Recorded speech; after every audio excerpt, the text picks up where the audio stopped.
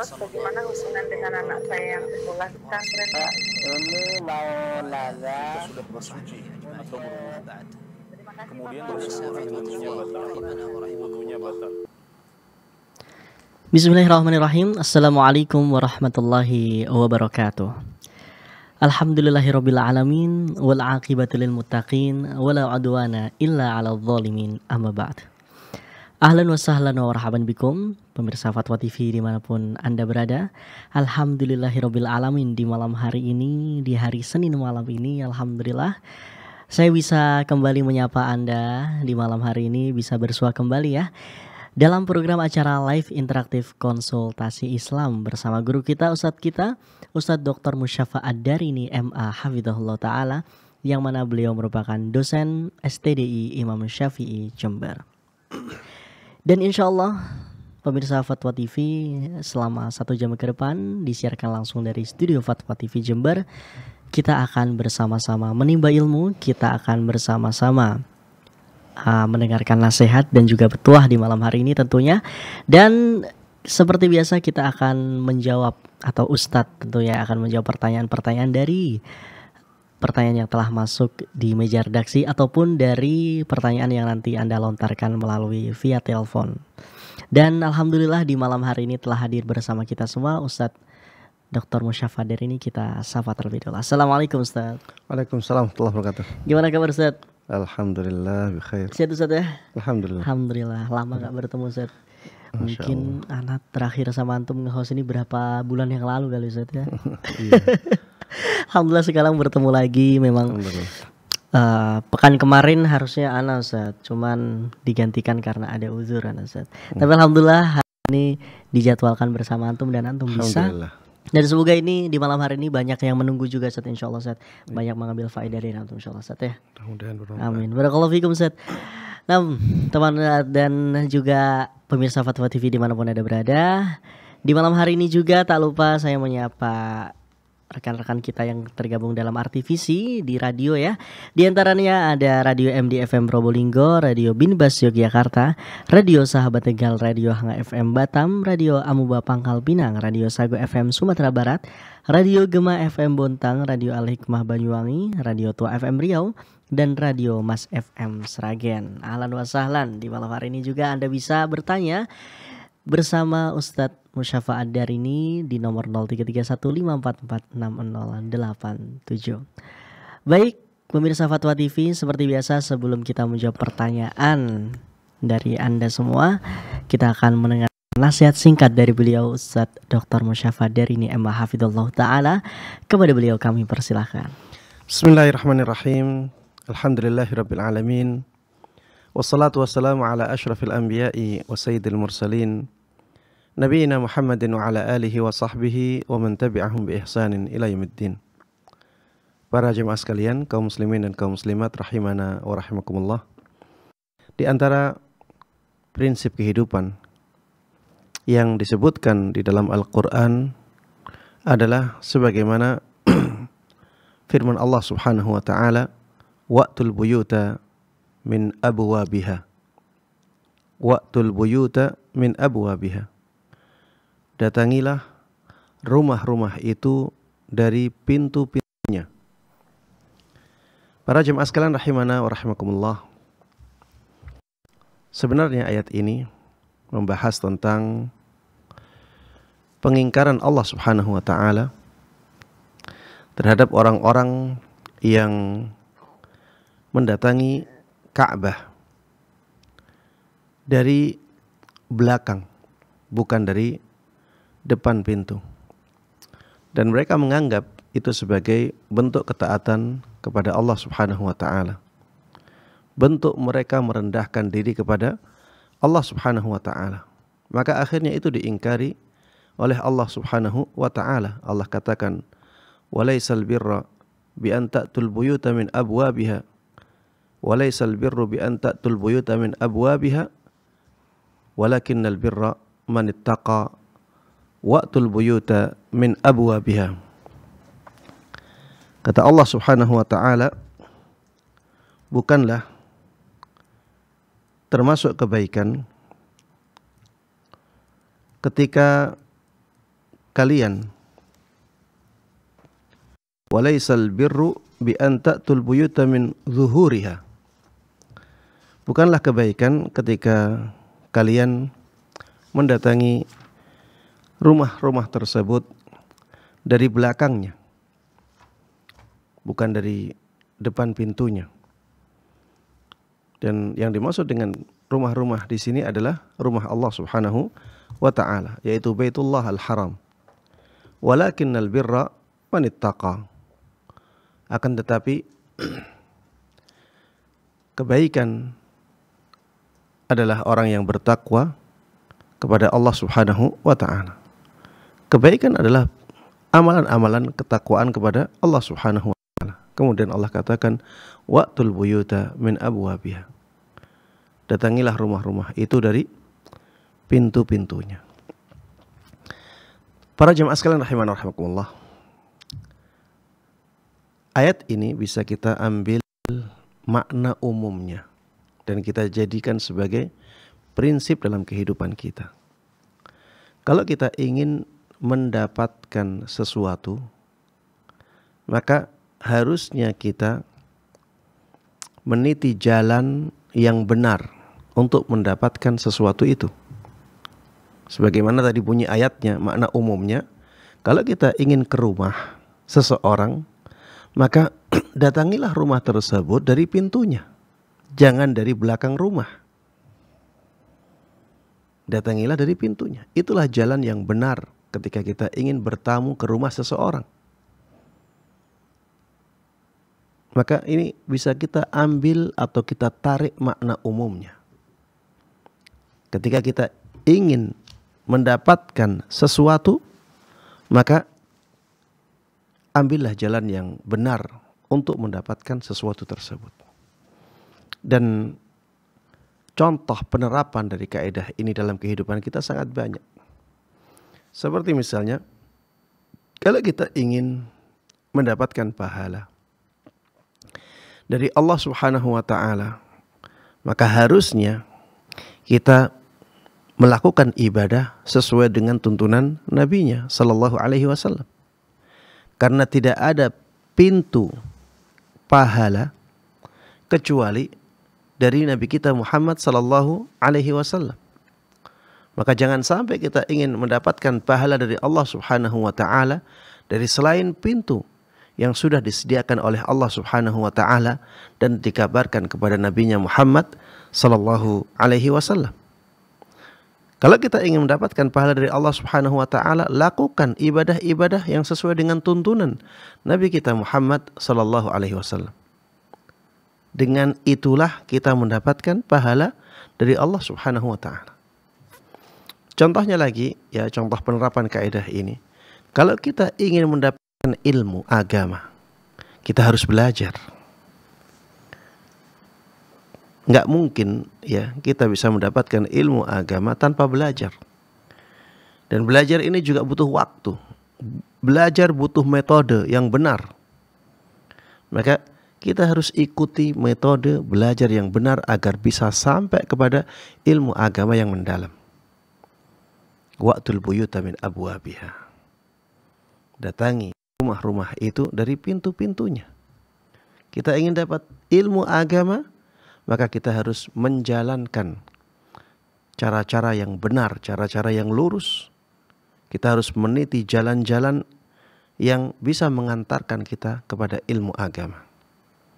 Contoh lagi, kita ingin mendapatkan rezeki. Kita ingin mendapatkan harta. Kita ingin mendapatkan apa yang kita butuhkan dalam kehidupan kita. Maka kita harus bekerja. Itulah cara kita mendapatkan harta. Itulah cara kita mendapatkan rezeki. Fa idza qudiyatis shalah fantashiru fil ard. Apabila salat telah dilakukan, telah selesai dilakukan, maka menyebarlah kalian di muka bumi ini. Wabtaghu min fadlillah. Dan carilah sebagian dari karunia Allah Subhanahu wa ta'ala. Kita harus bekerja untuk mendapatkan rezeki. Bukan santai-santai di rumah.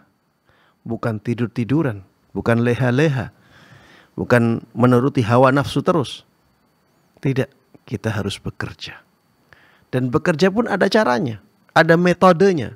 Bagaimana bekerja dengan baik, bagaimana bekerja dengan profesional, bagaimana bisa mendapatkan harta yang banyak dengan cara yang halal.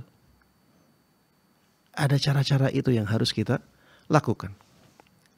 Contohnya lagi, misalnya kalau kita ingin mendapatkan kedudukan yang tinggi di sisi Allah Subhanahu wa taala, maka kita harus meniti jalan itu, yaitu jalan ketaatan kepada Allah Subhanahu wa taala. Yang wajib-wajib kita lakukan, yang sunnah-sunnah juga kita lakukan, sehingga kita benar-benar mendapatkan kecintaan Allah Subhanahu wa taala, bukan hanya angan-angan saja. Ya. Kita ingin mendapatkan surga Allah Subhanahu wa taala, ada jalan menuju surganya. Kita harus meniti jalan itu. Wa'tul buyuta min abwabiha.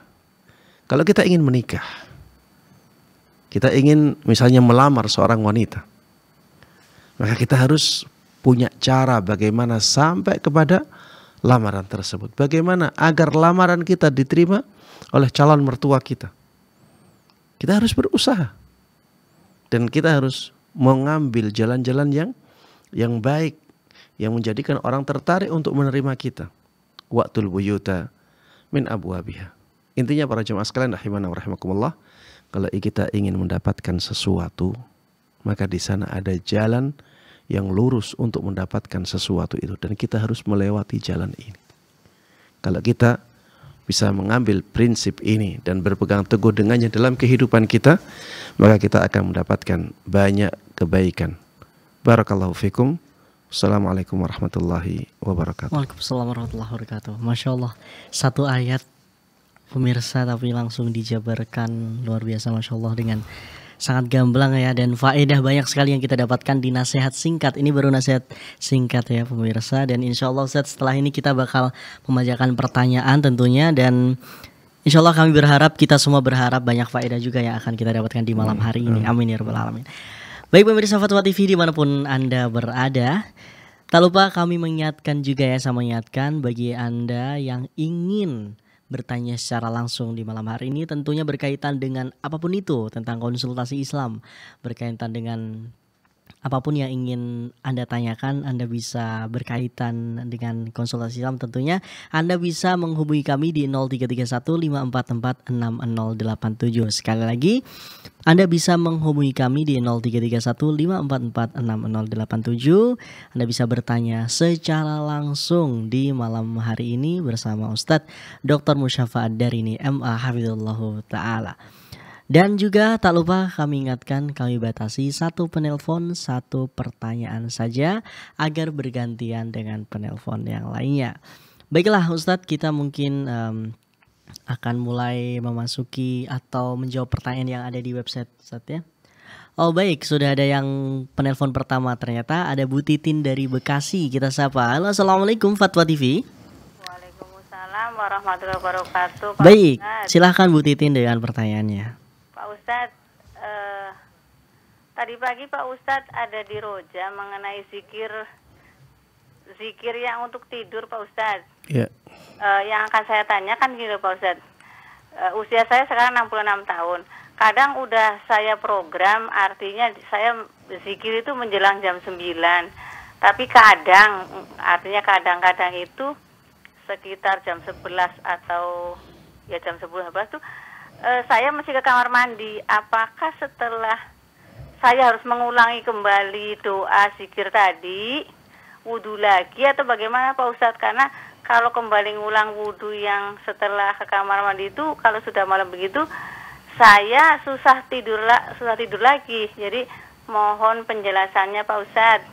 Syukron jazakallah khair. Assalamualaikum warahmatullahi wabarakatuh. Waalaikumsalam warahmatullahi wabarakatuh. Ya, Masya Allah Bu Titin sudah umur di atas 60. Tapi Masya Allah masih punya semangat untuk mengisi kehidupannya dengan ketaatan-ketaatan kepada Allah Subhanahu wa taala. Tapi tadi yang ditanyakan adalah ketika seseorang sudah tidur dengan membaca doa-doa sebelum tidur. Kemudian ya di tengah malam bangun dan pergi ke toilet ya. Tentunya buang hajat di sana. Apakah ketika akan tidur lagi disunahkan untuk wudhu lagi, disunahkan untuk berdoa sebelum tidur lagi? Jawabannya iya. Ya. Jawabannya iya. Setelah buang hajat, ya, wudhulah. Kalau ingin mendapatkan keutamaan ya tidur dalam keadaan berwudu, ya harus wudu lagi. Harus wudu. Kemudian setelah wudu, ketika akan tidur, bacalah doa. Kalau misalnya terlalu berat membaca doa yang banyak, maka cukupkan dengan doa-doa yang ringan, ya. Cukupkan dengan doa-doa yang ringan. Misalnya, mencukupkan dengan membaca ayat kursi saja, tidak ada masalah. Ya, membaca ayat kursi saja. Atau misalnya ingin membaca Bismikallahumma amutu wa ahya saja, ya tidak ada masalah. Tidak harus ya membaca semua zikir yang banyak yang dijelaskan dalam banyak riwayat tersebut. Apabila memang memberatkan, ya mencukupkan diri dengan satu zikir juga tidak ada masalah. Tapi kalau ingin membaca banyak, ya tidak ada masalah juga. Ya. Semakin banyak yang kita baca, ya insya Allah semakin afdal karena amalannya semakin banyak dan masih sesuai dengan tuntunan Nabi kita Muhammad sallallahu alaihi wasallam. Wallahu taala a'lam. Nah Ustaz, syukran jazakallah khairan atas jawabannya, dan semoga ini bisa menjawab pertanyaan dari Bu Titin yang ada di Bekasi ya, dan bisa menjadi faedah bagi kita semua. Penelpon selanjutnya sudah tergabung Ustaz, ada Ummu Yodi yang ada di Pekanbaru. Kita sapa. Halo, assalamualaikum Fatwa TV. Waalaikumsalam warahmatullahi wabarakatuh. Baik Ummu Yodi, silahkan dengan pertanyaannya. Iya. Assalamualaikum Ustaz. Waalaikumsalam warahmatullahi wabarakatuh. Ya, Ummu Yodi silahkan. Ya, izin melanjutkan pertanyaan dari member WhatsApp di Rosa Ustaz. Begini, jika masa perjanjian sudah habis, orang yang berhutang tidak mampu membayar hutangnya, dan barang gadai juga belum terjual atau sawah. Sementara pihak yang menghutangi sangat butuh dengan uangnya, tapi yang punya sawah juga tidak mau menyerahkan sawahnya senilai dengan harga hutangnya. Bolehkah pihak pemegang gadai mengajukan kepada pihak yang berwenang, Ustaz? Nah, cukup Ummu Yodi ya? Ya, udah. Ya. Jazakallah khairan. Assalamualaikum. Waalaikumsalam warahmatullahi. Iya, para jemaah sekalian rahiman rahimakumullah, pertanyaannya apabila ya seseorang berhutang, ya tentunya ada tanggal jatuh temponya. Sampai ke tanggal jatuh tempo orang tersebut belum bisa membayar hutangnya, dan ada barang gadai yang dijadikan sebagai gadainya. Ternyata ya barang gadainya pun tidak mau dijual ya dengan harga hutangnya dia. Maka apakah boleh ya orang yang menghutangi ini mengangkat masalah ini kerana hukum? Ya, pertanyaan yang saya tangkap seperti ini. Jawabannya boleh, ya. Tidak ada masalah. Karena itu hak dia. Ya. Itu menjadi hak dia. Jadi, dia berhak untuk mendapatkan uang yang dia hutangkan ke orang lain di tanggal jatuh tempo. Dan orang yang berhutang ya itu punya kewajiban untuk mendatangkan uang itu di tanggal jatuh temponya dengan cara apapun ya yang dihalalkan oleh Allah Subhanahu wa taala. Misalnya gali lubang di tempat lain untuk menutup lubang ini. Karena maksud dari jatuh tempo adalah janji bahwa dia akan melunasi hutangnya di tanggal tersebut. Makanya ya harusnya orang yang berhutang itu punya usaha untuk menutup lubang ini sebelum waktu jatuh temponya datang. Jadi kalau misalnya dia memperkirakan bahwa tanggal 1 Oktober tahun 2024 dia merasa tidak mampu menutupnya, maka harusnya misalnya sebulan, 2 bulan sebelum itu dia sudah berusaha untuk cari piutang dari orang lain. Agar apa? Agar orang yang menghutangi dia tidak kecewa. Orang yang menghutangi dia sudah berkorban untuk memberikan uangnya kepada dia, menghutangkan uangnya kepada dia. Dia selama setahun misalnya ya, tidak bisa menggunakan uangnya. Dia sudah berkorban, dia sudah melakukan kebaikan. Maka jangan sampai ya orang yang berhutang itu mengecewakan orang yang menghutangi dia. Kalau misalnya jatuh temponya tanggal 1 Oktober ya sudah, berusaha semaksimal mungkin. Kalau misalnya tidak ada jalan lain kecuali hutang lagi, silakan gali di lubang yang lainnya untuk menutup lubang ini. Ustadz, ini gali lubang tutup lubang, gak apa-apa. Lebih baik seperti itu daripada kita mengecewakan orang yang telah memberikan kebaikan kepada kita. Ya, jadi orang yang berhutang ya harus punya rasa tenggang rasa. Ya, harus punya tenggang rasa bahwa dia harus membalas kebaikan orang yang melakukan kebaikan kepada dia, yaitu dengan memberikan dia piutang. Kemudian apabila ya orang yang menghutangi itu ingin mengangkat masalah ini karena hukum atau melaporkannya ke polisi, maka dibolehkan. Ya, tidak ada masalah. Namun para jemaah sekalian rahimanallah, kita harus membedakan ya orang yang ada di hadapan kita. Ada orang-orang yang sebenarnya sudah berusaha semaksimal mungkin, tapi qadarullah wa masya'a fa'al, tidak ada caranya. Dia tidak punya solusi. Dia sudah berusaha mencari piutang dari orang lain misalnya, tidak dapat. Dia sudah berusaha semaksimal mungkin untuk bekerja, ternyata dia tidak mampu. Orang-orang yang seperti ini harus kita bedakan dengan orang-orang yang kita tidak melihat ada usaha dari dia, ada iktikat baik dari dia untuk melunasi hutang. Harus dibedakan. Jadi kalau misalnya orangnya itu sebenarnya punya keinginan kuat untuk membayar hutangnya, dia sudah mencari cara-cara ya untuk bisa melunasi hutangnya di waktu yang tepat, itu ternyata tidak ada jalan. Maka ana melihat yang seperti ini lebih berhak dengan firman Allah Subhanahu wa taala, wa in kana dzu usratin fanadhiratun ila maisarah. Apabila dia punya kesulitan, maka tangguhkanlah waktu pembayaran itu sampai keadaan dia mudah. Berbeda kalau orangnya kita lihat tidak punya etikat baik, ya tidak ada usaha, hanya nggak mau membayar hutangnya, barang gadainya juga tidak mau dia jual, ya padahal dia punya aset itu sebenarnya bisa untuk menutup hutangnya. Ya kita bisa melaporkan orang yang seperti ini ke polisi atau bisa mengangkatnya karena hukum. Ya demikian, wallahu taala alam.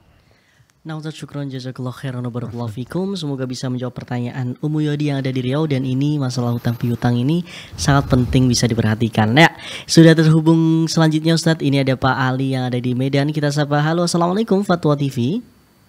Waalaikumsalam warahmatullahi wabarakatuh. Baik Pak Ali, silakan dengan pertanyaannya. Assalamualaikum Ustaz. Waalaikumsalam warahmatullahi wabarakatuh. Ya silakan Pak Ali. Ini begini Ustaz, mana lebih baik ada dana kita untuk berumroh kita buat, atau kita menyumbang ke masjid atau ke anak yatim? Mana lebih baik Ustaz? Dan apakah pintu-pintu surga itu ada khusus jalan misalnya yang bersedekah, untuk sholat, dan doa sholat, dan berapa pintu surga itu Ustaz? Terima kasih. Pak Ali sudah pernah umrah? Hah? Sudah pernah umrah? Insya Allah udah Ustaz. Oh, sudah berkali-kali ya? Iya, insya Allah Ustaz. Iya. Barakallahu Terima kasih Ustaz. Assalamualaikum warahmatullahi wabarakatuh. Waalaikumsalam warahmatullahi wabarakatuh. Ya, pertanyaannya, ketika seseorang punya harta, antara dia umrah yang sudah berkali-kali, ataukah menyumbang masjid, ataukah menyumbang anak yatim. Para jemaah sekalian rahiman rahimakumullah, kalau kita bisa melakukan kebaikan semuanya, maka itu pilihan yang paling baik. Ya. Jadi kumpulkan semua kebaikan. Kita bisa umrah, kita bisa nyumbang masjid, kita bisa nyumbang anak yatim. Maka ini yang paling baik. Taib. Kalau misalnya kita harus memilih salah satu, mana yang sebaiknya kita dahulukan? Anda melihat ya,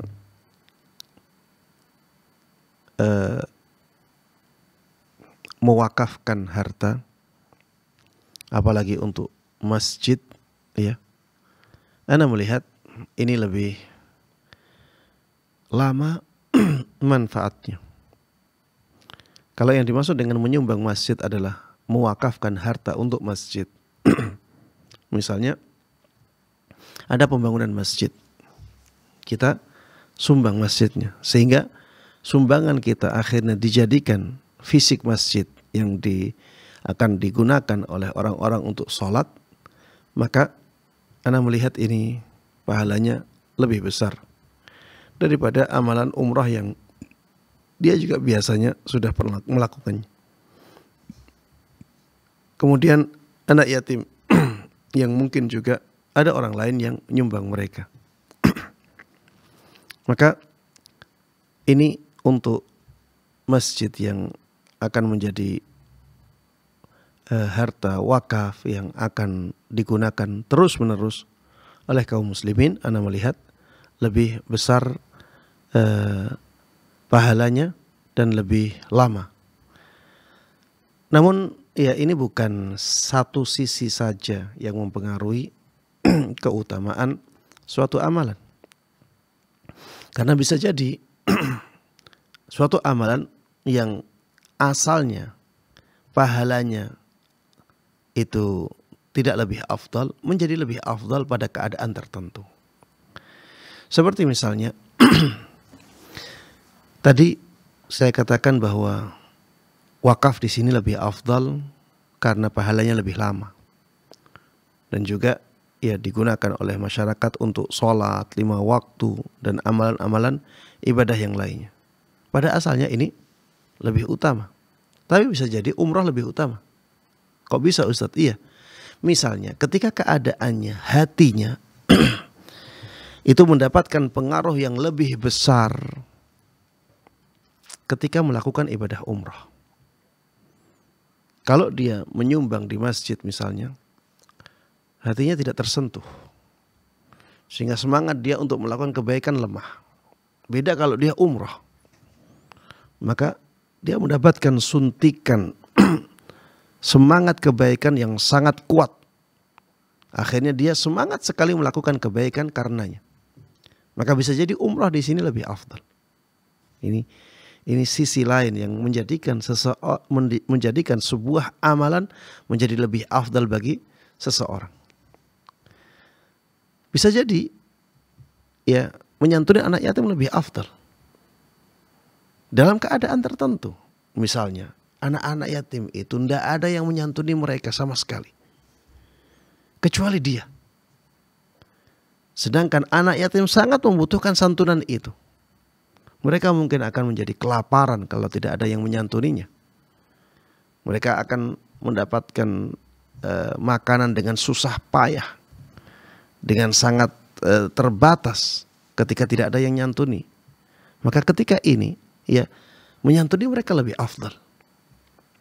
Karena manfaatnya menjadi lebih besar. Ya intinya kalau keadaannya normal ya. Keadaannya normal. Anak yatim ya sudah ada yang menyantuni dari yang lain misalnya. Kalau kita nggak nyantuni pun ada orang lain yang menyantuni. Kemudian umrah, kita sudah berkali-kali umrah misalnya. Kalau umrah lagi pun sentuhannya kurang begitu kuat. Maka pada asalnya menyumbang masjid untuk diwakafkan menjadi masjid, ya ini lebih afdal ya, karena manfaatnya lebih lama dan kegunaannya juga untuk sholat 5 waktu. Ya demikian, wallahu ta'ala alam. Nah Ustaz, syukran jazakallah khairan, barakallahu fikum atas jawabannya Ustaz di Pak Ali yang ada di Medan tadi ya pertanyaannya. Dan ini sudah tersambung lagi Ustaz, ada Pak Purwanto yang ada di Kota Wonogiri ya. Kita sapa, halo assalamualaikum Fatwa TV. Waalaikumsalam. Ya Pak Purwanto silahkan dengan pertanyaannya Pak. Assalamualaikum Ustaz. Waalaikumsalam warahmatullahi wabarakatuh. Silakan Pak Purwanto. Mohon izin begini Pak Ustadz, saya ini kan ya mengenal sunnah, kemudian setelah mengenal sunnah ini banyak mengikuti fatwa-fatwa maupun ceramah dari ustadz-ustadz dari baik Fatwa TV, Roja dan sebagainya, dan baca-baca buku juga sudah. Cuma yang saya keluhkan ini bahwa sekarang ini ada ustadz yang mana mampu hukum asal misalnya itu tuh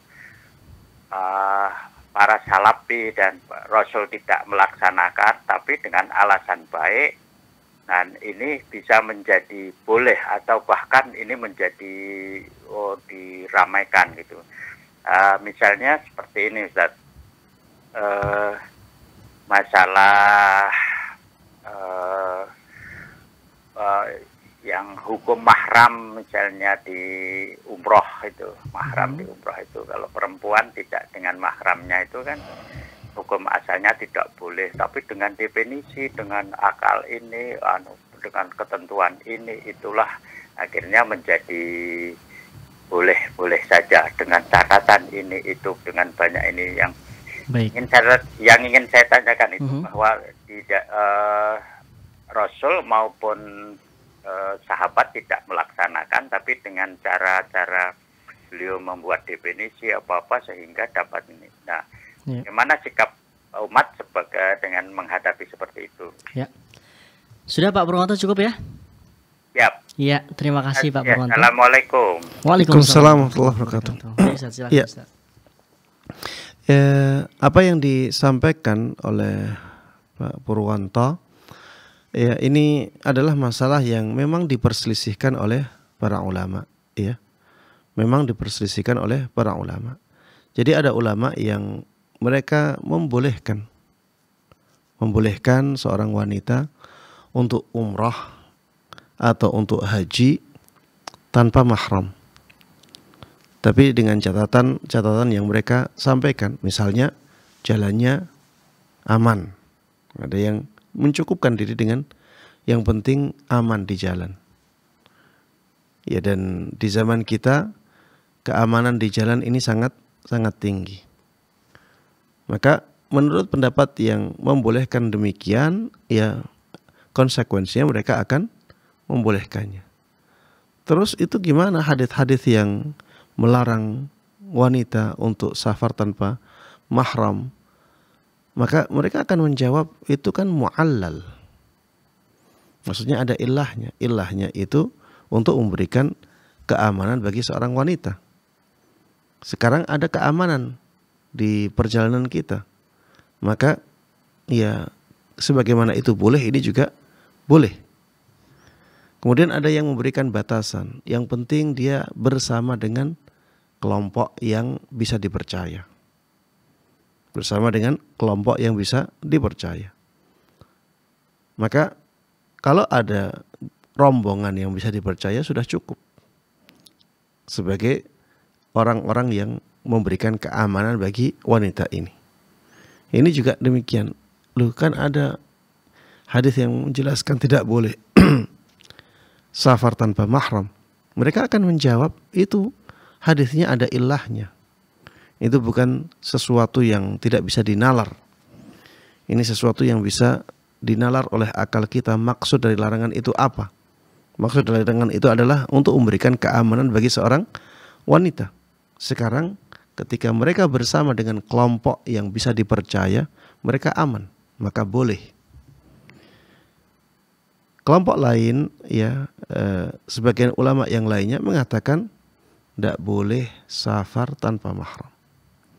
Karena itulah yang disampaikan oleh Nabi kita Muhammad sallallahu alaihi wasallam, la yahillu limra'atin tu'minu billahi wal yaumil akhir an tusafira masirata yaumin wa lailah illa ma'adhi mahram. Tidak halal bagi seorang wanita yang beriman kepada Allah dan Rasulnya untuk melakukan safar dalam jarak sehari semalam kecuali bersama dengan mahramnya. Ya, pendapat inilah yang ana lihat secara pribadi lebih kuat. Dan ini mencakup semua safar. Safar kemanapun tidak boleh kecuali dengan mahramnya. Ya, sehingga ana secara pribadi lebih menguatkan pendapat ini. Tidak boleh orang melakukan umrah tanpa mahramnya. Tidak boleh orang melakukan haji ya apabila dia seorang perempuan kecuali bersama mahramnya atau bersama suaminya. Iya. Adapun ada perbedaan pendapat seperti itu, maka ya kita harus toleran ya terhadap perbedaan-perbedaan pendapat seperti ini. Karena yang menyampaikan seperti itu juga para imam ya. Sudah sejak zaman dahulu ada perbedaan pendapat seperti ini. Sehingga kita harus menghadapinya dengan toleransi ya. Jadi kita jangan sampai celah apa yang mereka sampaikan. Kita jangan sampai mencela pendapat mereka. Sudah, sampaikan saja bahwa anak lebih menguatkan pendapat ini karena ada dalil ini. Cukup. Dan lakukan itu. Kemudian sampaikan itu kepada orang lain.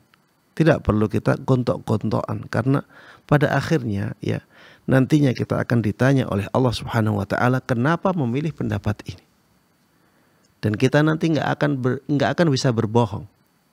Di hadapan Allah Subhanahu wa taala kita tidak akan bisa berbohong.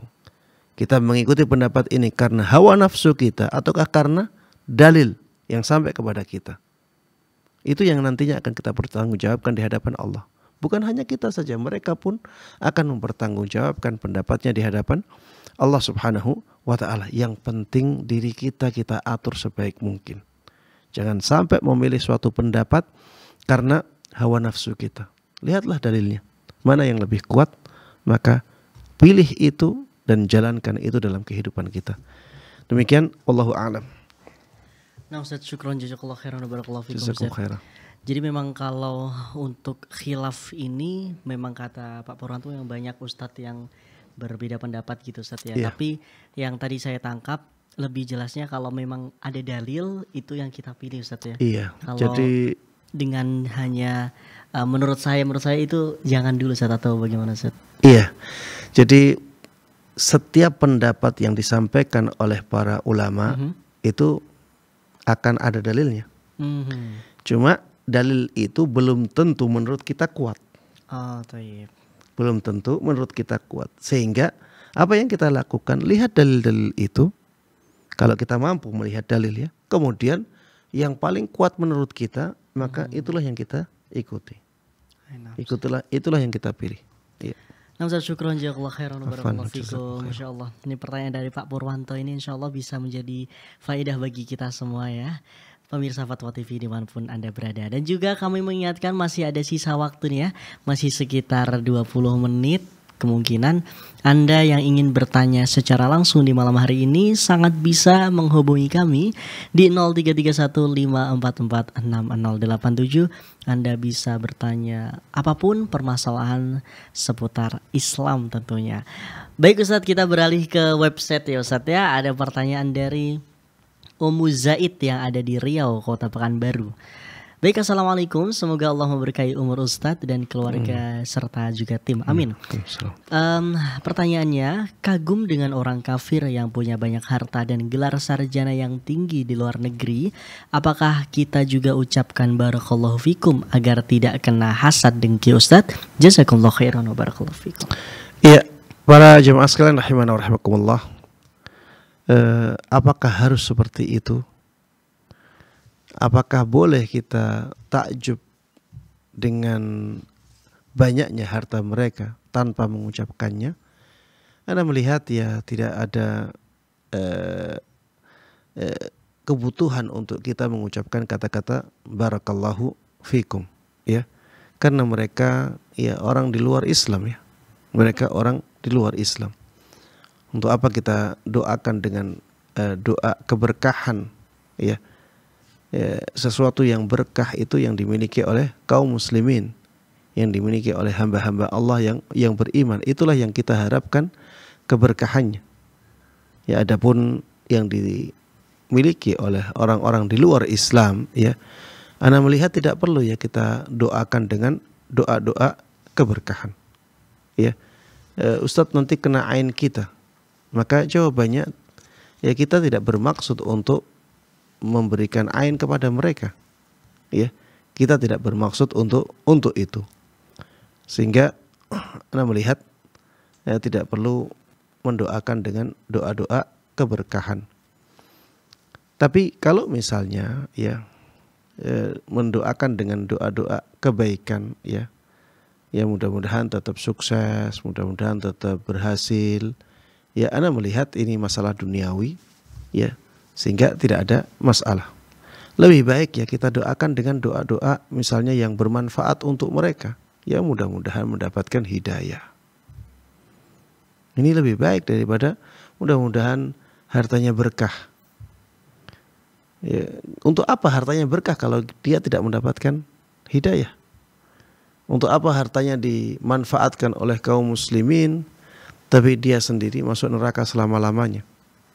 Lebih baik ya kita mendoakan hidayah untuk mereka. Mudah-mudahan ya dengan doa-doa kita yang mungkin saja kita tidak melihat ya pengaruhnya besar, ternyata dijadikan oleh Allah Subhanahu wa taala sebagai doa yang mustajab dan akhirnya mereka masuk Islam, kemudian akhirnya memberikan banyak kebaikan untuk Islam dan kaum muslimin. Ya, demikian Allah taala alam. Nah Ustaz, syukron jazakallah khairan wa barakallahu fikum atas jawabannya Ustaz. Baik, pertanyaan selanjutnya dari website kembali ada di Ummu Abdurrahman yang berada di Sumatera Barat juga, di Kota Pariaman tepatnya. Pertanyaannya, Bismillah, Assalamualaikum warahmatullahi wabarakatuh. Afwan Ustaz, izin bertanya. Ada suami istri, ketika mereka menikah, mereka membawa masing-masing anak dari pernikahan sebelumnya. Dan ketika suami istri tersebut bercerai, apa status anak tersebut terhadap ayah atau ibu tiri yang sudah bercerai itu? Apakah masih mahram atau bukan? Karena suami istri ini meski sudah bercerai, tapi mereka tetap menyambung silaturahmi terhadap anak-anak mereka satu sama lain. Mohon penjelasannya Ustadz. Syukran jazakallah khairan. Iya, para jemaah sekalian rahimana wa rahimakumullah. Status anak-anak tersebut adalah rabibah ya. Status anak-anak tersebut adalah rabibah. Maka rabibah ini ya menjadi mahram ya bagi ibu tiri. Rabibah ini juga menjadi mahram bagi bapak tiri. Dan kemahraman ini tidak akan berhenti walaupun orang tuanya akhirnya bercerai. Ya, jadinya asalnya tadi janda membawa anak, kemudian duda membawa anak. Janda dan duda ini menikah. Maka otomatis anak-anak itu juga menjadi mahram. Jadi anaknya duda tersebut menjadi mahram bagi ya istri duda. Jadi menjadi mahram bagi ibu tirinya. Begitu pula bapaknya. Ya, jadi duda ini akhirnya menjadi mahram bagi anak-anaknya istrinya. Yaitu janda yang menikah dengan duda ini. Setelah misalnya menikah selama beberapa tahun, qadarullah wa masya'a fa'al, tidak ada kecocokan dan harus berpisah, maka status anak-anaknya tersebut masih menjadi mahram ya. Status anak-anak tersebut masih menjadi mahram. Ya karena status tersebut tidak berhenti setelah perceraian. Masih tetap sebagai mahram baginya. Ya, demikian wallahu taala alam. Baik Ustaz, syukran jazakallah khairan wa barakallahu fikum atas jawabannya. Kita akan tersambung lagi Ustaz dengan penelpon selanjutnya. Ada Ibu hamba Allah yang ada di Sumbawa. Kita sapa. Halo, Assalamualaikum Fatwa TV. Waalaikumsalam warahmatullahi wabarakatuh. Baik Ibu, silakan dengan pertanyaannya. Ya, Assalamualaikum Pak Ustadz. Waalaikumsalam warahmatullahi wabarakatuh. Ya, silakan. Ya, begini Pak Ustadz. Apakah perbedaan antara wakaf dan hibah Pak Ustadz? Baik. Kemudian yang kedua Pak Ustadz, bila ada seseorang misalnya sakit parah lalu berwasiat Pak Ustadz, kemudian seseorang ini sehat kembali, kemudian meninggal dunia setelah sehat tapi wasiatnya tidak diulangi kembali, apa wasiatnya batal begitu Pak Ustadz? Wasiatnya apa? Misalnya yang mengwasiat sebagian hartanya diberikan kepada anak angkatnya begitu. Oh, baik. Cukup ya Ibu ya? Demikian Pak Ustadz. Baik. Ya cukup. Jazakallahu khairan wa barakallahu fikum. Waalaikumsalam warahmatullahi wabarakatuh. Baik, silakan Ustaz. Baik, perbedaan antara hibah dan wakaf ya. Betul. Beda ya. Hibah itu pemberian secara umum ya, sukarela. Pemberian, apapun pemberiannya. Ini pemberian kepada orang lain. Ya seperti ngasih makanan, itu hibah. Ya bisa masuk hibah. Makanan dimakan langsung habis. Bisa hibah. Atau memberikan mushaf kepada orang lain. Ya, ini bisa jadi hibah. Kalau niatnya hibah ya jadi hibah. Jadi mushaf tersebut berpindah kepemilikannya kepada orang yang kita kasih. Dan mushaf itu kalau digunakan nggak habis. Tapi namanya hibah. Contoh lagi misalnya ada orang ingin ngasih motor dan niatnya hibah, dikasihkan saja. Ya hibah itu pemberian. Pemberian. Beda dengan wakaf ya. Wakaf itu menyerahkan barang yang tidak habis kepada Allah Subhanahu wa ta'ala untuk digunakan oleh para hambanya. Jadi kepemilikan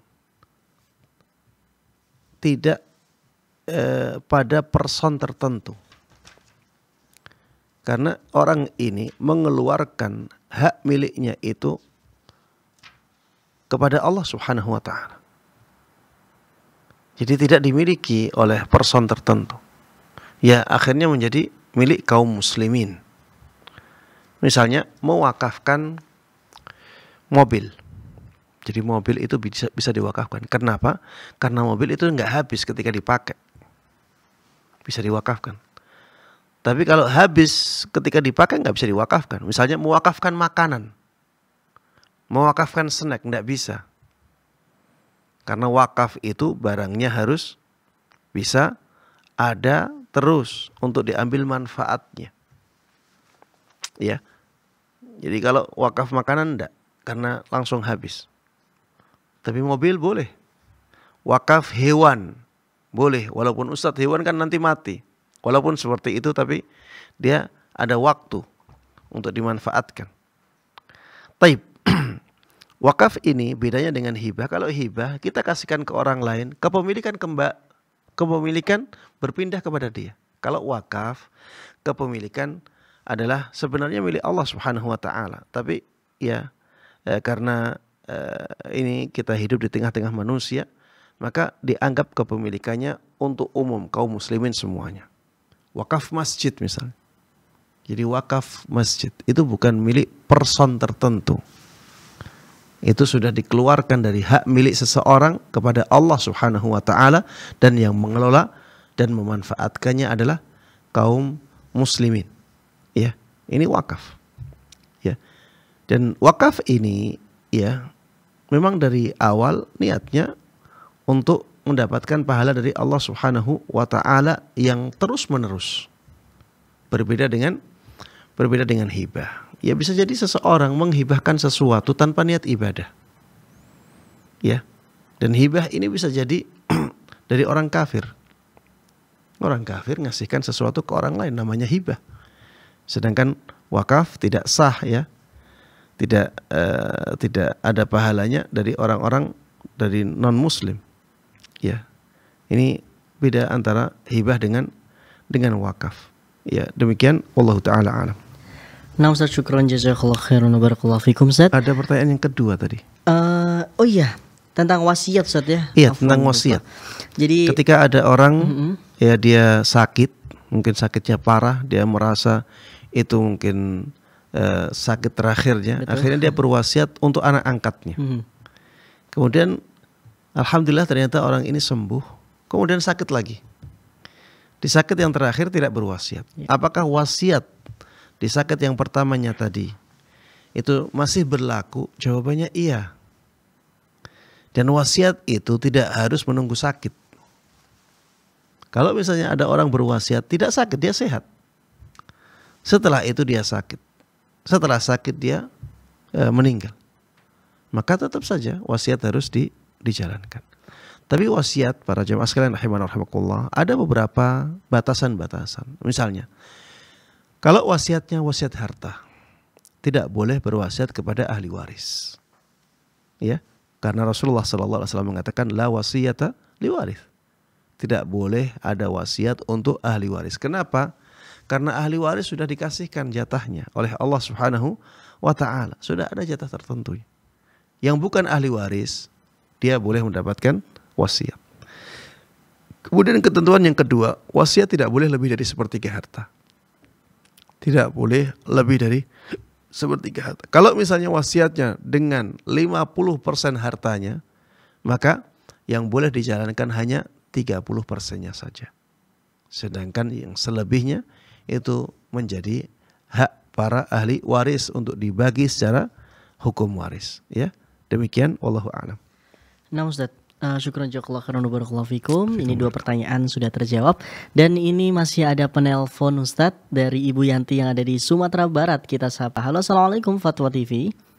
Waalaikumsalam warahmatullahi wabarakatuh. Baik Ibu, silahkan. Assalamualaikum Ustaz. Waalaikumsalam warahmatullahi wabarakatuh. Silakan Bu Yanti. Ya, mau bertanya Ustaz tentang lafaz niat sholat.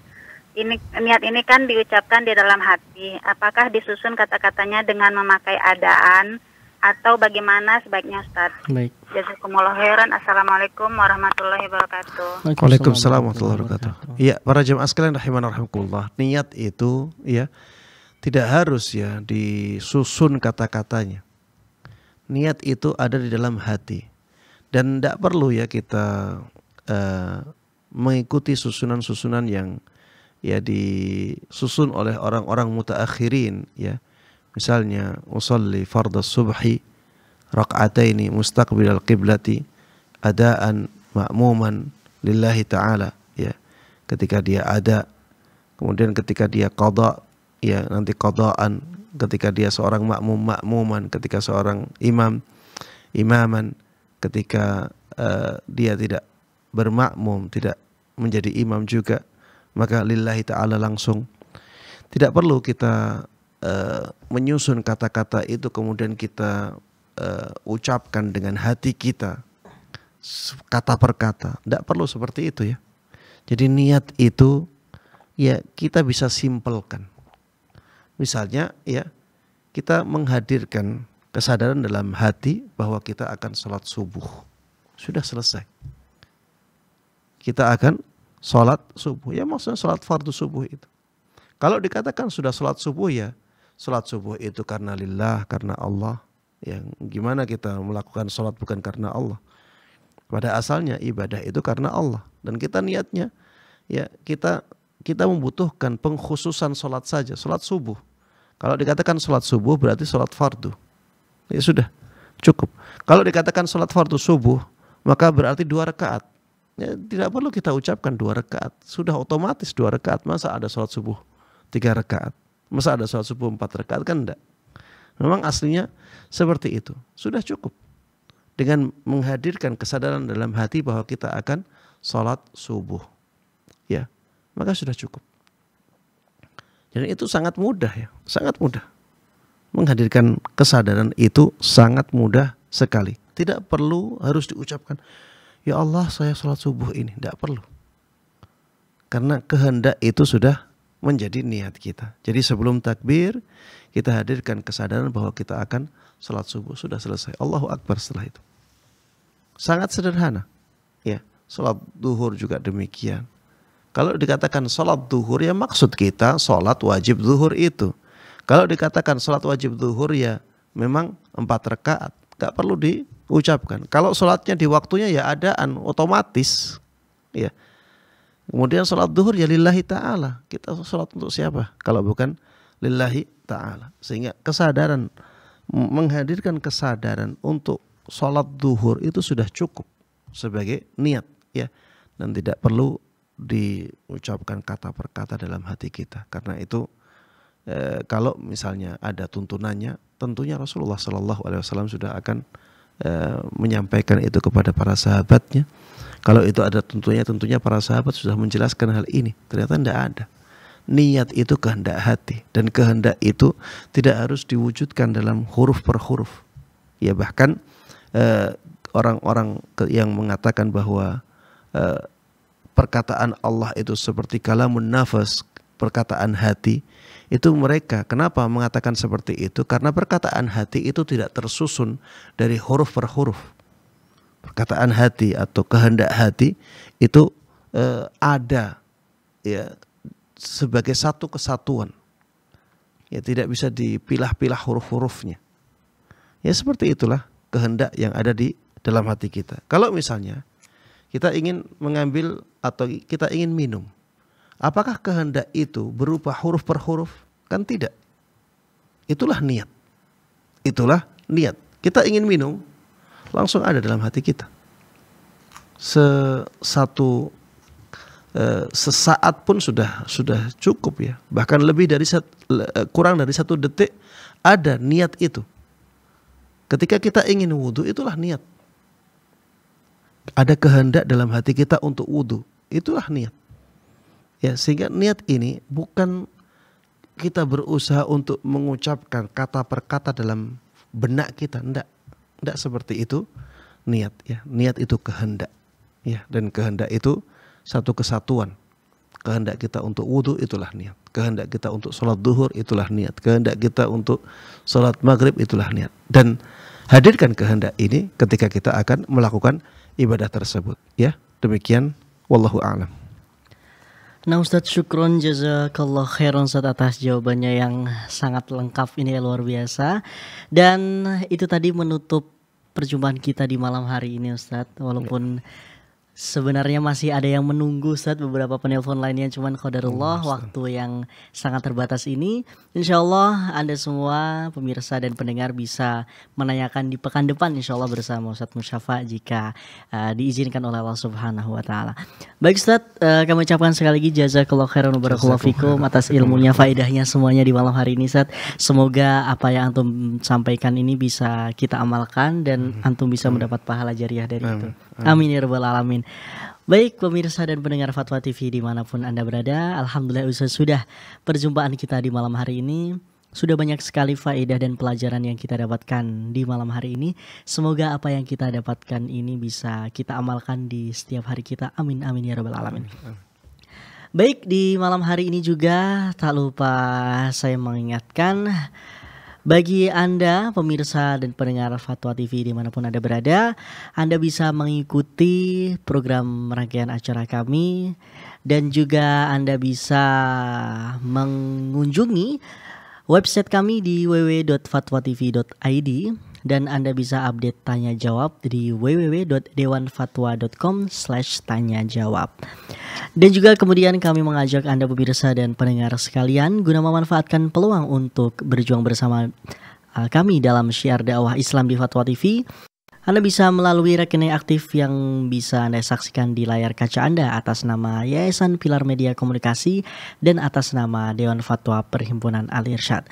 Dan kami ingatkan juga untuk besok Anda bisa menyaksikan live interaktif Menjaga Iman bersama Ustadz Dr. Iqbal Gunawan MA Hafizahullah Ta'ala pukul 10 pagi waktu Indonesia Barat. Baiklah pemirsa dan pendengar Fatwa TV, usai sudah sekali lagi perjumpaan kita di malam hari ini. Semoga kita bisa bertemu di lain kesempatan. Amin amin ya rabbal alamin. Kita tutup dengan doa kafaratul majlis. Subhanakallahumma wa bihamdika asyhadu an la ilaha illa anta astaghfiruka wa atubu ilaik. Seluruh kerabat kerja yang bertugas pamit undur diri. Wassalamualaikum warahmatullahi wabarakatuh. Terus bagaimana hubungan dengan anak saya yang sekolah di pesantren? Ini mau nanya, sudah bersuci atau berwudu, kemudian bersentuhan dengan suami, wudunya batal.